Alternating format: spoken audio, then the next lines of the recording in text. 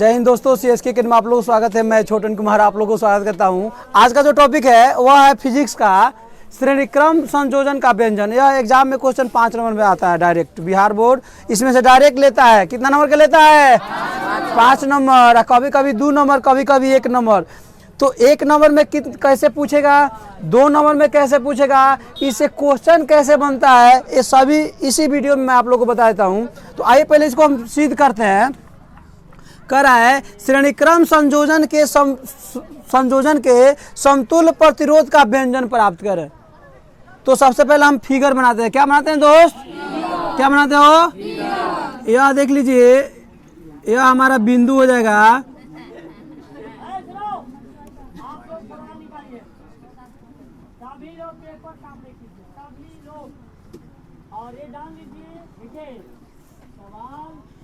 तो यह विद्युत धारा यहाँ से निकल रही है, इसको हम कनेक्ट कर देंगे और किसे जोड़ देंगे?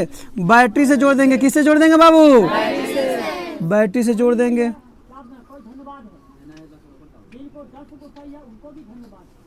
देखिए, यह A हो जाएगा, यह B हो जाएगा और यह C और यह लास्ट में कितना हो जाएगा?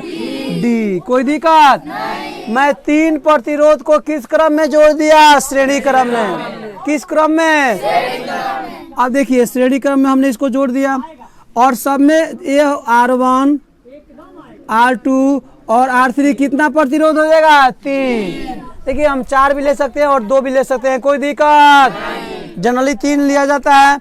अब देखिए, सब में कौन धारा प्रवाहित हो रही है? I। क्या प्रवाहित हो रही है दोस्त? क्या प्रवाहित हो रही है? I मतलब विद्युत, R मतलब प्रतिरोध। 2 बिंदुओं के बीच के अंतर को क्या कहते हैं? विभवांतर। यह क्या हो जाएगा? V1। कोई दिक्कत? और फिर यहाँ से हो जाएगा हमारा V2 और फिर हमारा यहाँ से क्या हो जाएगा? V3। कोई दिक्कत? 2 बिंदुओं के बीच के अंतर को हम क्या कहते हैं? विभवांतर कहते हैं। हो गया हमारा, ये हो जाएगा V3। देखिए, R1, R2, R3 3 प्रतिरोध को हमने श्रेणी क्रम में जोड़ दिया। श्रेणी क्रम किसे कहते हैं?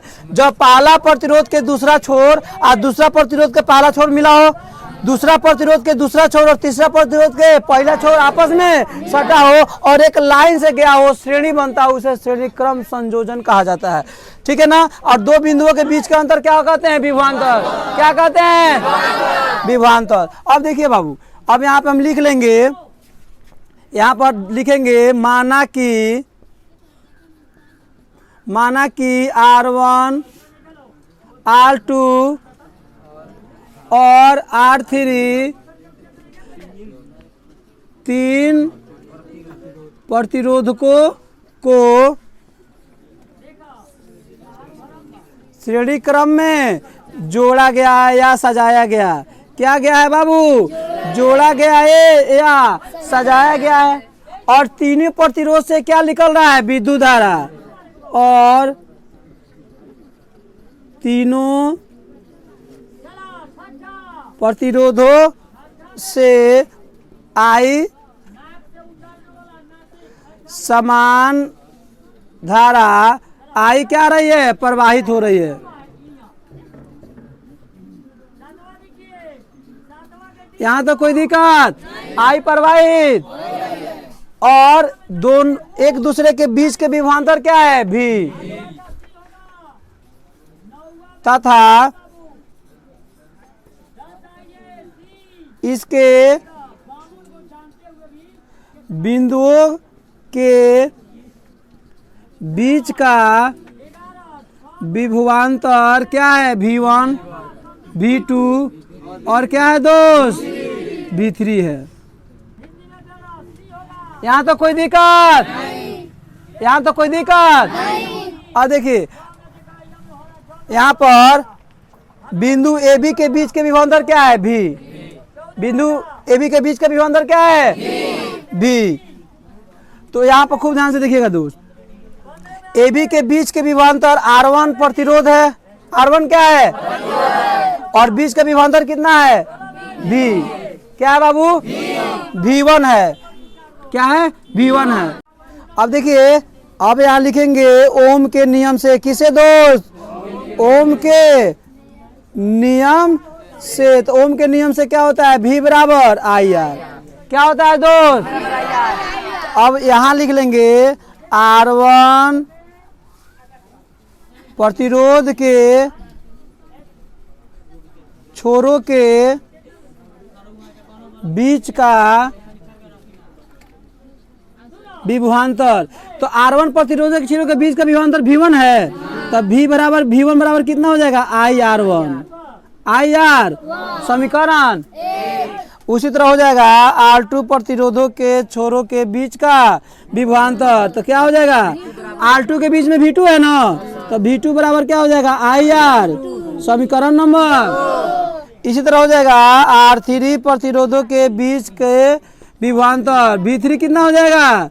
IR3। यहाँ बोर्ड पे देखिए दोस्त, R3 प्रतिरोधक के बीच, R3 यहाँ से यहाँ तक है ना, तो इसके विभवांतर कितना है? V3। तो V3 बराबर कितना हो जाएगा? IR3। अब यहाँ यह हो जाएगा समीकरण नंबर 3। अब हम क्या करेंगे? समीकरण 1, 2 और 3 को जोड़ेंगे। किसको जोड़ेंगे बाबू? समीकरण 1, 2 और 3 को जोड़ने पर, क्या करने पर बाबू? जोड़ने पर। तो समीकरण 1, 2, 3 को जोड़ेंगे तो यहाँ देखिए तो दाएं को दाएं जोड़ते हैं और बाएं को दाएं को दाएं और बाएं को। तो अब यहाँ देखिए तो क्या हो जाएगा बाबू? V1 जोड़ V2 जोड़ V3 बराबर IR1 जोड़ IR2 जोड़ IR। यहाँ तो कोई दिक्कत? अब एक पॉइंट यहाँ देख लीजिए, देखिए बाबू, A और बीच के विभवांतर कितना है? V1। B और C के बीच के विभवांतर V2। C और D के बीच के विभवांतर। तो अब हमको क्या करना है? यह बिंदु, यह A है ना, और यह क्या है हमारा? D। इसके बीच का विभवांतर ले लेते हैं। तो इसके बीच के विभवांतर को हम क्या मान लेते हैं? V मान लेते हैं। क्या मान लेते हैं दोस्त? V मान लेते हैं।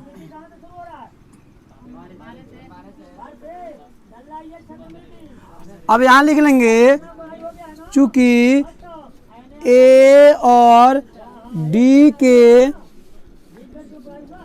बीच का विभवांतर V है, तो खूब ध्यान से देखिए तो इसीलिए V बराबर, खूब ध्यान से बोर्ड पे देखिए, V बराबर V1 V2 V3 हो जाएगा। होगा कि नहीं होगा? क्योंकि यहाँ से लेके यहाँ तक V है, और यही ना V 3 भागों में टूटा है, V1 V2 V3 में टूटा है ना। तो यहाँ पे V बराबर क्या हो जाएगा? V1 जोड़ V2 जोड़ समीकरण कितना हो जाएगा? 4। और इसको समीकरण कर लीजिए, देखिए, और इसको समीकरण 4 कर लीजिए और इसको समीकरण 5 कर लीजिए। और यहाँ लिख लीजिए समीकरण 4 और 5 से। अब खूब ध्यान से देखिए, यहाँ पर V1 V2 V3 के जगह पर हम क्या लिख सकते हैं? V। तो क्या हो जाएगा? V बराबर, खूब ध्यान से, सब में I है ना, I कॉमन ले लेंगे तो यह I हो जाएगा।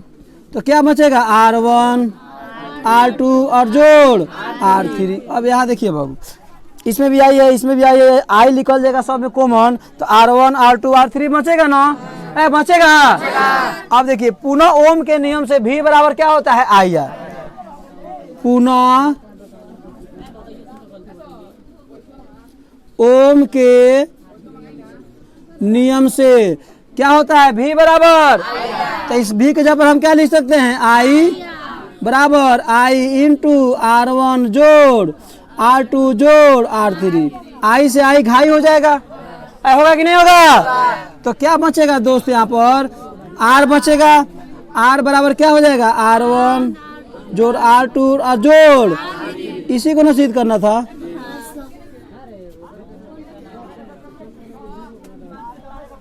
Thank you. देखिए, अब यह क्वेश्चन, अगर इतना क्वेश्चन आएगा तो यह 5 नंबर आएगा। कितना नंबर में आएगा? कितना नंबर? पहले क्वेश्चन ही देता था ना तो 3 नंबर में देता था, अब 3 नंबर वाला क्वेश्चन निकाल दिया बिहार बोर्ड, अब दे दिया 1 नंबर 2 नंबर और 5 नंबर। तो इतना बड़ा आएगा सिद्ध करने के लिए तो 5 नंबर में आएगा। और इसका एक और जुड़वा भैया है, उसको समतुल्य प्रतिरोध का समानांतर क्रम में सिद्ध करते हैं। देखिए बाबू, तो 1 नंबर में कैसे आएगा? 1 नंबर में आएगा, यदि 3 प्रतिरोध श्रेणी क्रम संयोजन में संयोजित है तो उसका समतुल्य प्रतिरोध का मान कितना होगा? तो यह आंसर मार देंगे, R बराबर R1 जोड़ R2 जो R3। कोई दिक्कत नहीं। 1 नंबर में कैसे आएगा? यदि 3 प्रतिरोध R1 R2 R3 श्रेणी क्रम में संयोजित है तो उसका समतुल्य प्रतिरोध कितना होगा? तो यह होगा। कोई दिक्कत? 2 नंबर में कैसे आएगा? या 1 नंबर में इसका क्वेश्चन कैसे बनता है? यदि किसी श्रेणी क्रम संयोजन का 2 प्रतिरोध, कितना प्रतिरोध? 2 ओम और कितना ओम है?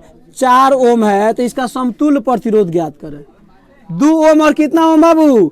4 ओम है, तो इसका क्या ज्ञात करें? समतुल्य प्रतिरोध। तो समतुल्य प्रतिरोध R बराबर क्या होता है? R1 जोड़ R2। तो R1 कितना है? 2, R2 कितना है? 4, कितना हो जाएगा? 6 आंसर हो जाएगा। हार्ड है का? बोलिए हार्ड है। यह क्वेश्चन खिलाने के लिए आता है, 1 नंबर में आता है।